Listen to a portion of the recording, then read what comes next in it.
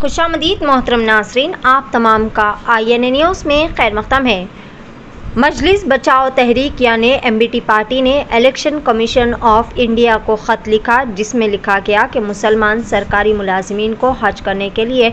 Election duty से मुस्तस्ना किया जाए। हुकूमत तेलंगाना के मुख्तलिफ महकमों में काम करने वाले तकरीबन 100 से 150 मुस्लिम ऑफिसरान इस साल हज पर जाएंगे। इस साल के पेश नज़र जिनका इंतखाब हज के लिए किया गया है, उन्होंने अपने वालिदैन के महकमों को छुट्टी की दरख्वास्त दी है, लेकिन मुतालिका महकमों के सरबराहान इलेक्शन ड्यूटी के पेश नज़र इन्हें नज़रअंदाज कर रहे हैं और हज के लिए छुट्टी देने को तैयार नहीं है। इसके पेश नज़र अमजद उल्ला खान तर्जुमान MBT ने चीफ इलेक्शन कमिश्नर नई दिल्ली से दरख्वास्त की है कि वो इस जारी मसले का जायज़ा ले और CEO तेलंगाना चीफ सेक्रेटरी हुकूमत तेलंगाना से तमाम शोबेजात के सरबराहों को ज़रूरी हिदायत दे ताकि इन्हें हज की इजाज़त दी जाए और इस मामले को खुश असलूबी के साथ हल किया जा सके। पेश है नुमाइंदा रिपोर्टर मोहम्मद रियाज की INA न्यूज़ के लिए यह खुसूसी रिपोर्ट। मज़ीद ताज़ा तरीन ख़बरों से अपडेटेड रहने के लिए चैनल को लाइक करें,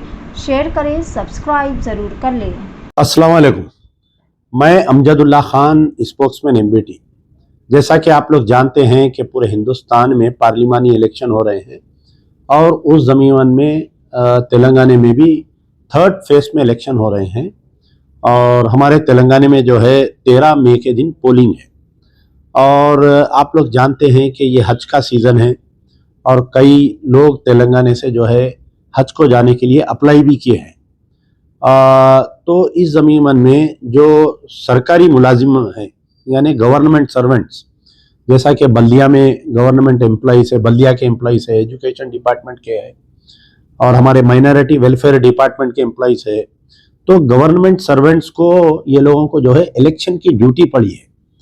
तो उमन ऐसा होता है कि कोई गवर्नमेंट सर्वेंट अगर हज को जाने का है या उम्रे को जाने का है तो अपने डिपार्टमेंट का जो भी हेड होता है, जैसा बल्दिया है,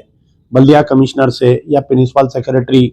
MANUD से परमिशन लेकर वो लोग आम टाइम पर हज को जाते हैं या उम्रे को जाते हैं। लेकिन इलेक्शन का जब कोड होता है, इलेक्शन का मॉडल कोड ऑफ कंडक्ट लागू होने के बाद में अगर कोई एम्प्लॉय सेलेक्ट हो गया है और वो हज को जा रहा है, जैसा हज कमेटी के द्वारा कोई गवर्नमेंट सर्वेंट जो मुस्लिम है वो सेलेक्ट हो गया है, वो हज को जाने के लिए उनको head of the department permission नहीं देता, बल्कि उनको chief election commission of India से परमिशन लेकर हज को जाना पड़ता है। इस मरतबा भी जो है तकरीबन हमारे तेलंगाना स्टेट के जो गवर्नमेंट सर्वेंट्स है जिनको इलेक्शन ड्यूटी पड़ी है, जैसा बल्दिया के, वाटर वर्क्स के, एजुकेशन डिपार्टमेंट के, मुख्तलिफ डिपार्टमेंट के, पुलिस डिपार्टमेंट के भी है कई, तो एक तो ये लोग हज को जाने के लिए हज कमेटी के द्वारा दरख्वास्त डाले थे, वो लोग सेलेक्ट हो गए हैं, या बास लोग ऐसे हैं जो अपने प्राइवेट ऑपरेटर्स के थ्रू हज को जाने के सिलसिले में वो लोग कोशिश किए थे, उनका पूरा मुकम्मिल हो गया है। आपको ये बात याद दिलाना चाह रहा हूँ कि ये जो हज की कार्रवाई हुई है, इलेक्शन के मॉडल कोड ऑफ यानी इलेक्शन के ऐलान के पहले से ये कार्रवाई चालू हो गई है और मॉडल कोड ऑफ कंडक्ट आने से पहले से इनके दरखास्तें कबूल हो गई थी।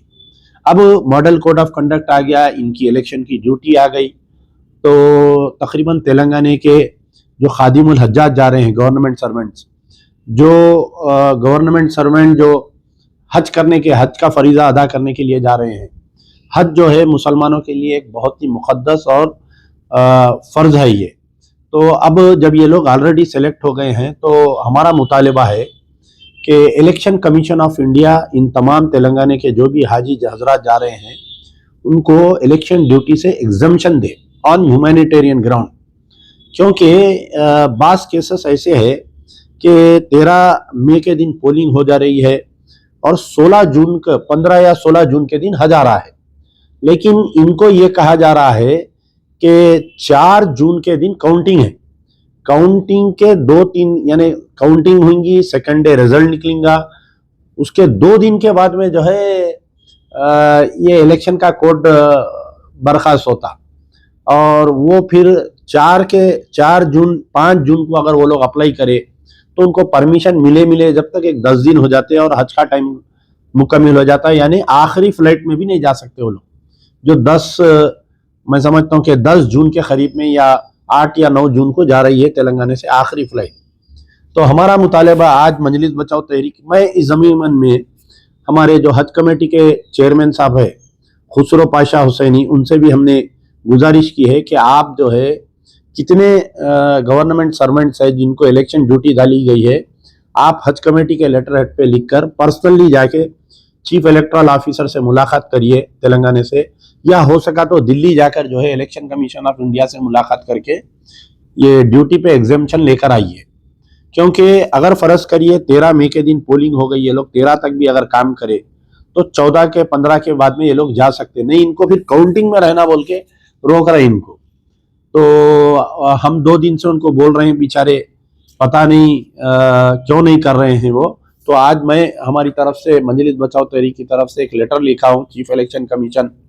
को कि ये जो गवर्नमेंट सर्वेंट, मुस्लिम गवर्नमेंट सर्वेंट जो हज के लिए सेलेक्ट हो गए हैं, उनको एग्जामिशन, ड्यूटी एग्जामिशन देने के लिए, और उम्मीद करता हूं कि हमारे election commission of India chief election commissioner humanitarian ground में